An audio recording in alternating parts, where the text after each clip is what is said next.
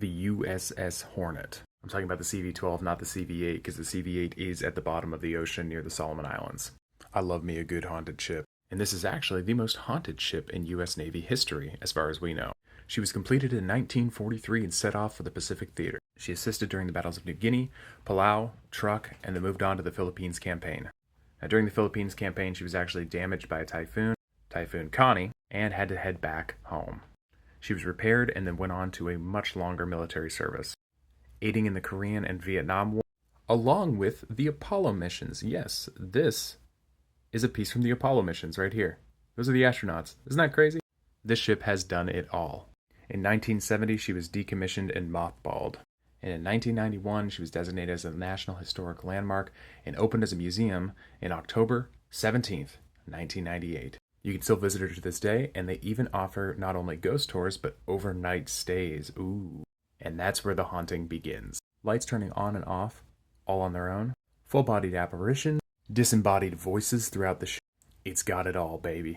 A Girl Scout troop was actually staying there overnight when two of the Girl Scouts actually left the sleeping quarters to go use the restroom. On the return trip from the restroom, they had to pass by the kitchen. While they were walking past the kitchen, they heard a man yell, almost as in pain. That, of course, made them quicken their step, and they headed back quickly to their sleeping quarters. Unable to get themselves to sleep, they stayed awake, and suddenly they looked at the door, and there was a full-bodied apparition of a man in military khakis. They screamed and freaked out, waking up most of the other Girl Scouts, and threw a deck of cards at him, in which the deck of cards went through him right before he disappeared. It's not only at night you gotta worry about ghosts on this ship, though. A family went during a daytime tour.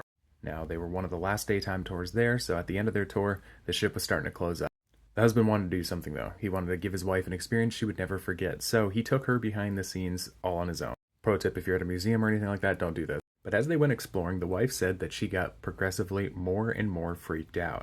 That was until, right around a corner, a fully uniformed military officer appeared.